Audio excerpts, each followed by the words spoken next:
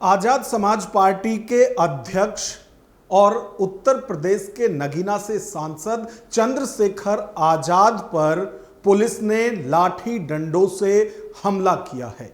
और ना सिर्फ उन पर लाठी डंडे चले हैं बल्कि उनके कपड़े तक पुलिस ने फाड़ दिए हैं। और यदि सांसद चंद्रशेखर की माने तो वो दावा कर रहे हैं कि पुलिस ने बंदूक की बट से भी उन पर हमला किया है। एक चुने हुए सांसद पर आखिर पुलिस इस तरह से बर्बरतापूर्वक कार्रवाई क्यों कर रही है? इन सब सवालों के जवाब के लिए आज का विश्लेषण जरूर देखिए, क्योंकि हमारे आज के विश्लेषण का विषय ही यह है कि क्या एक चुने हुए सांसद पर पुलिस इस तरह से लाठी डंडों की कार्रवाई कर सकती है, या फिर उन्हें दलित होने की यह सजा मिल रही है, या फिर दलित वंचितों की आवाज उठाने की सजा पुलिस के डंडों के रूप में उन्हें मिल रही है। तो आज का विश्लेषण इसी पर। नमस्कार, मैं हूं नगेंद्र भाटी। आजाद समाज पार्टी के अध्यक्ष, भीम आर्मी चीफ और उत्तर प्रदेश की नगीना से सांसद चंद्रशेखर आजाद पर पुलिस ने लाठी डंडे चलाए हैं, यहां तक कि उनके कपड़े भी फाड़ दिए हैं। और पुलिस ने यह कार्रवाई हरिद्वार के शंकराचार्य चौक पर की है। दरअसल चंद्रशेखर आजाद की यदि बात करें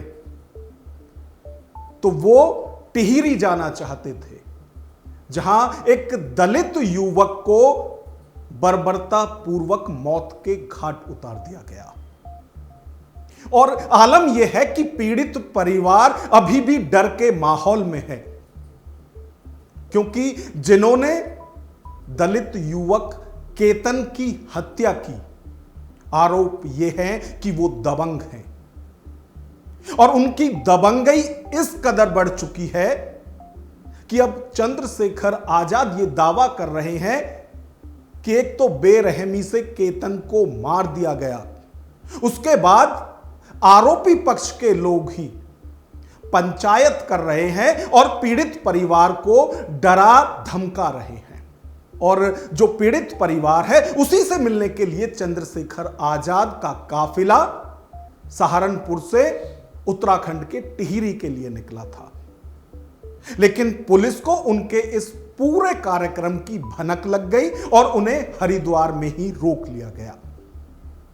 हालांकि चंद्रशेखर पुलिस से कहते रहे कि अभी तो हम हरिद्वार पहुंचे हैं, जाना तो टिहरी है। यदि रोकना भी है या पुलिस का जो भी पक्ष है उसके लिए वो टिहरी जाने तक का तो इंतजार करें। लेकिन चंद्रशेखर की एक बात पुलिस ने ना मानी और जो कुछ वो कहते रहे ना उनकी पुलिस ने सुनी। और जब पुलिस ने चंद्रशेखर को नहीं सुना तो उसके बाद झड़प होनी तय थी, क्योंकि चंद्रशेखर के काफिले में हजारों की तादाद में लोग थे। पुलिस उन्हें रोकने की कोशिश करती रही और जैसा कि हमने कई बार देखा है, हाईवे पर चंद्रशेखर पुलिस को जमकर दौड़ाते हैं। तो जो हमने यहां नोएडा गाजियाबाद हाईवे पर हाल देखा था, वैसा ही हाल हरिद्वार में भी दिखाई दिया। और चंद्रशेखर के काफिले के आगे आगे पुलिस और पैरा फोर्स चलती हुई दिखाई दी। पुलिस चाहती थी कि चंद्रशेखर हरिद्वार से ही वापस लौट जाए। और जब उन्होंने कहा कि वो हर हाल में पीड़ित परिवार से मिलकर ही रहेंगे, तो पुलिस ने बलपूर्वक उनके काफिले को रोकने की कोशिश की। नतीजा यह रहा कि झड़प में चंद्रशेखर के न सिर्फ कपड़े फट गए, बल्कि वो दावा कर रहे हैं कि पुलिस ने उन पर बलपूर्वक कार्रवाई भी की।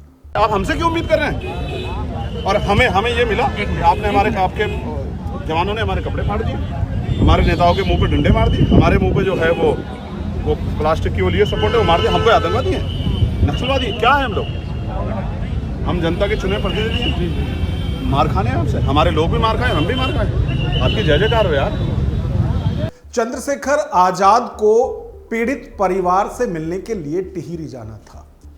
ऐसा नहीं है कि पीड़ित परिवार से मिलने की जिद करने वाले चंद्रशेखर अकेले नेता थे जिन्हें पुलिस बलपूर्वक वहां रोकना चाहती थी, बल्कि खानपुर के विधायक उमेश कुमार भी उनके साथ थे। और जब पुलिस बलपूर्वक रोकने की कोशिश कर रही थी, बार बार यह कह रही थी कि वो हरिद्वार से ही वापस लौट जाएं, तो उस दौरान चंद्रशेखर ने यह भी कहा कि वो उन्हें अकेला समझने की कोशिश ना करें, उनके साथ विधायक उमेश कुमार भी हैं। और समय का पहिया जब घूमता है तो कोई किसी के भविष्य की भविष्यवाणी नहीं कर सकता। जिसे आप आज विधायक समझ रहे हो वो कल यहां का मुख्यमंत्री भी हो सकता है। तो झड़प के दौरान चंद्रशेखर क्या कुछ पुलिस से कह रहे थे, एक बार वो भी आप सुनिए। आप हमारा तमाशा बना रहे हैं यहाँ कि शेड्यूल कास्ट का प्रतिनिधि है ये उमेश कुमार, तो एमएलए ये उमेश कुमार। समय बलवान होता है, हो सकता है कल इसके नेतृत्व में जो है प्रदेश चलाना पड़े। समय बलवान होता है, किसी को छोटा नहीं समझना चाहिए। मैं तो छोटा नहीं हूँ, इनको महक को इनको छोटा मत समझो, इकराम ये सबको छोटा मत समझो। ये लोकतंत्र है, एक एक आदमी वैल्यूबल होता है। एक आदमी एक ओर से सरकार गिर जाती है। हमने 3 लोगों के समर्थन पे 5 मंत्री प्रधान नेताने भी दे, सरकार देखी हमने। अपने पैर पे थे, मुख्यमंत्री भी नहीं कह पाता तुम कुछ। ऐसा मत करो, आपको और हमें यहीं रहना है। ये मेरा गृह जनपद है, मेरा गांव है, यहाँ मैं यहाँ पैदा हुआ हूँ। टिहरी गढ़वाल के जिस दलित युवक केतन की बेरहमी और बर्बरता पूर्वक हत्या की गई थी, उसके साथ क्या कुछ किया गया था, वो सब कुछ भी सांसद चंद्रशेखर ने अपने सोशल मीडिया पर खुद लाइव आकर बताया कि क्या कुछ उस युवक के साथ हुआ था। वो एसएचओ, वो पूरा थाना, सीओ, जिनके होते वहां इस तरह की पंचायतें हो रही हैं और हमारे लोगों को डराया धमकाया जा रहा है और 100 टुकड़े करने की बात की जा रही है, जब भय का माहौल बनाया जा रहा है। उनमें से एक अधिकारी कुर्सी पर नहीं होता। मैं आपको वचन दे कहता हूँ इस बात को, अगर आज हमारे हाथ में होता, उनको पता लगता किस तरह से अपराधियों का साथ दिया जाता है। अब सोचो क्या बीती होगी इस पर, जिसके गुप्तांग में कील ठोक दी गई, जैसा परिवार ने बताया, जिसके हाथ में कील ठोक दी गई, जिसके पैर में कील ठोक दी गई, कितने दर्द से सताया गया हो, किस तरह मारा गया हो उस बच्चे, किस तरह उसके पूरे बदन पे चोट के निशान थे, किस तरह तड़पाया गया होगा। एक भाई होने के नाते मेरा दिल कहता है कि उसके न्याय की लड़ाई को और तक ताकत से लड़नी चाहिए। अगर परसों 30 तारीख को पुलिस अपने वादे से मुकरी तो मैं विश्वास दिलाता हूं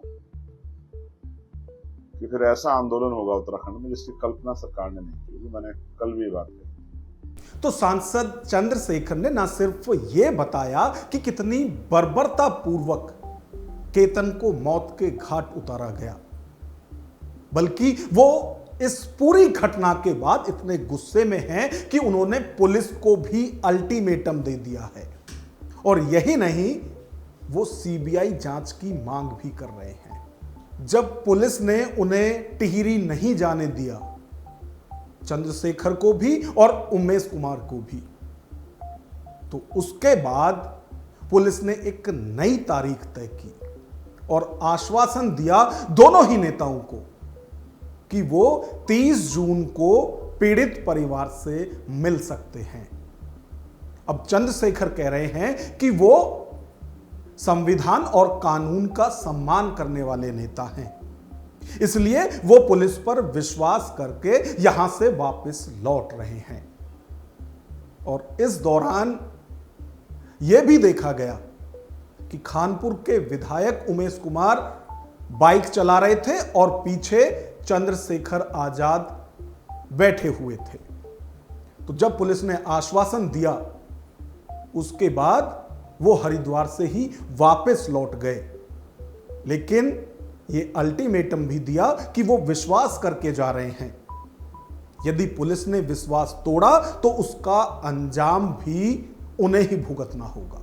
मैंने उनसे कहा कि आप अपनी गाड़ी में ले चलो, 15 लोग ले चलो, हमारे 10 लोग ले चलो, अपनी गाड़ी में ले चलो, मिला के ले आओ। उन्होंने कहा कि हम बात कर रहे हैं। फिर मैंने उनको दूसरा वो दिया कि भाई अगर आज दिक्कत है, वो कह रहे आज संडे है, थोड़ा माहौल गर्म है, तो कल ले चलो, परसों ले चलो। ये भी बात मैंने उनके सामने रखी। और मैंने ये कहा कि परिवार से कहीं मुलाकात करा दो, ये भी आप तय कर लो, जरूरी नहीं वहां जाना, पर आप आधे रास्ते बुला के। लेकिन परिवार इतने डर के साए में परिवार वहां से निकलना नहीं चाहता। लेकिन जब मैंने परिवार से बात की तो परिवार ने कहा कि भैया अगर आज आपको आने से रोक दिया इन्होंने तो हम यहाँ कल पलायन कर जाएंगे यहाँ से, क्योंकि हमारी जान खतरे में। तो मैंने उनको कहा पलायन मत करना, मुझे एक दिन का समय हो दो। और अंत बहुत धक्का मुक्की और तमाम तरह की पीड़ाओं के बाद ये तय हुआ कि 30 तारीख को हम लोग वहां उस परिवार से मिलने के लिए जाएंगे। ये सीनियर अधिकारियों ने आश्वासन दिया। और हम संविधान को मानने वाले लोग हैं ना, हमने उनके आश्वासन को स्वीकार किया, उसका सम्मान किया। और हम लोग 30 तारीख को जाएंगे उस पीड़ित परिवार से मिलने के लिए, ऐसा हमने तय कर लिया। क्योंकि प्रशासन ने और पुलिस के वरिष्ठ अधिकारियों ने आपस में चर्चा करके हमें यह आश्वासन दिया कि आज आप रुक जाइए, हम लोग 30 तारीख को आपको पूरी व्यवस्था करा के परिवार से मिला के लेके आएंगे। चंद्रशेखर आजाद कह रहे हैं कि वो बार बार जो अपने लोगों से अपील करते हैं, जो बार बार वो लोगों से कहते हैं कि उन्हें सत्ता तक पहुंचाएं, तो वो इसीलिए कहते हैं कि यदि सत्ता की चाबी हाथ में होगी तो कोई फिर इस तरह का कोई भी दलित उत्पीड़न नहीं कर सकता है। और वो तो यहां तक भी दावा कर रहे हैं कि यदि आज उत्तराखंड में उनके 5-6 विधायक भी होते तो जो लोग इस पूरे मामले को अटका और लटका रहे हैं वो सब सस्पेंड कर दिए गए होते। मैं आपको विश्वास दिलाता हूं कि हम हर जगह आपके साथ खड़े, हमेशा आपके साथ। हमारे लिए राजनीति, क्योंकि बाबा साहब अम्बेडकर ने कहा कि पॉलिटिकल पावर द मास्टर की, और राजनीतिक सत्ता वो चाबी है जिसके द्वारा आप अपनी सारी परेशानियों का हल कर सकते हैं। और इसलिए उन्होंने आपको वोट का अधिकार दिलाया कि जिन लोग जो अधिकार आपको अब तक नहीं मिले वो राजकाज बना के आप ले लोगे। लेकिन मैं फिर कहता हूं कि राजनीतिक से ज्यादा सामाजिक आदमी, मुझे अपने लोगों के साथ जब अन्याय होता है, बहुजन समाज के साथ, मुझे दर्द होता है। अपने दर्द के कई बार इस तरह की हदें पार कर जाता हूं जो सुरक्षा के मानक पे भी और वैसे भी मेरे लिए ठीक नहीं है, स्वास्थ्य के लिए भी। लेकिन फिर भी मैं इस दर्द के सामने रोक नहीं पाता खुद को। ये मेरी शक्ति भी है, मेरी कमजोरी भी, आप इसको कह सकते हैं। लेकिन मैं राजनीतिक सत्ता इसलिए तैयार करना चाहता हूं, अपने हाथों में चाहता हूं, जिससे कि इस तरह का अन्याय कभी हो ना। सोचो अगर आज राजनीतिक सत्ता हमारे हाथ में होती, उत्तराखंड में हमारे 4, 5, 6 एमएलए भी होते, तो आज विधानसभा जब चलती तो हम उसको चलने नहीं देते किसी कीमत पे, जब तक इस तरह का अन्याय बन नहीं। और जवाब मांगते मुख्यमंत्री उसके सामने खड़े होकर आंख से आंख मिला के हमारे। और उससे अलग भी हम डीजीपी और चीफ सेक्रेटरी और मुख्यमंत्री का भी घेराव करते अगर आज हम पे आप राजनीतिक शक्ति उत्तराखंड में होती।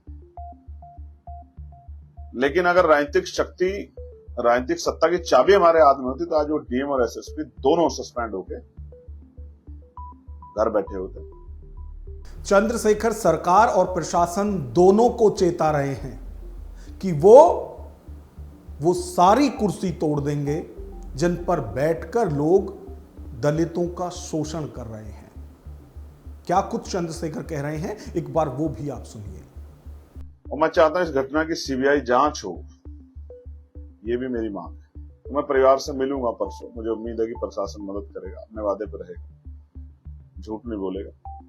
और मिलके मैं सारी बात आपके सामने रखूंगा और फिर मैं बताऊंगा कि वहां किस तरह का भय का साया, जहां इतनी बड़ी हत्याकांड के बाद आरोपी पक्ष पंचायत कर रहा हो, तो आप समझिए कि वहां परिवार किस साए में, डर में होगा। क्या उनकी जान सुरक्षित है? ये सवाल मैं आपके ऊपर छोड़ता हूं। लेकिन ये नहीं सहेंगे, ये बात आप समझिए। मैं आपका भाई चंद्रशेखर आजाद हमेशा आपके साथ। और इसे जो मेरी ये कपड़े फाड़े गए, इनको या मुझे जो चोट मारी गई, इसको आप अपमान न समझें। जब समाज की लड़ाई लड़ जाती है तो इस तरह की चीजें आती है। हम सत्ता के खिलाफ लड़ रहे हैं, तो वो हमारा मनोबल तोड़ने के लिए सब कुछ करेंगे। आप लोग हिम्मत बना के रखो, वो कुर्सियां तोड़ देंगे जिन कुर्सियों बैठ के आपके खिलाफ अन्याय हो रहा है। और ये तो सिर्फ कुर्सियां इसलिए तोड़े जाएंगे कि वो अन्याय कर रहे हैं, लेकिन जब कुर्सी पे आपका आदमी बैठेगा तो फिर आपके लिए रोजगार से लेकर आपके सम्मान सुरक्षा सबकी गारंटी होगी, ये भी मैं आपको विश्वास दूं। तो चंद्रशेखर आजाद सहारनपुर से अपने काफिले के साथ उत्तराखंड के टिहरी के लिए निकले थे, जहां उन्हें पीड़ित परिवार से मिलना था, उनका दर्द साझा करना था, उनका दुख दर्द बांटना था। इसी उम्मीद के साथ वो उत्तराखंड के लिए निकले थे, लेकिन पुलिस ने बीच में ही उन्हें रोक लिया। अब सांसद दावा कर रहे हैं कि उन्हें सांसद होने के बावजूद भी पीटा गया, उन पर डंडों से हमला किया गया, यहां तक कि बंदूक की बट से भी उन पर हमला किया गया, उनके कपड़े तक फाड़ दिए गए। हालांकि चंद्रशेखर कह रहे हैं कि तुम हमारे कपड़े फाड़ सकते हो, हौसला नहीं तोड़ सकते। अब 30 तारीख मुकर्रर कर दी गई है और विश्वास यही है कि जैसा आश्वासन उत्तराखंड पुलिस ने दिया है कि आने वाली 30 तारीख को चंद्रशेखर पीड़ित परिवार से मिल सकते हैं। तो उम्मीद यही है कि 30 तारीख को वो पीड़ित परिवार से मिलेंगे।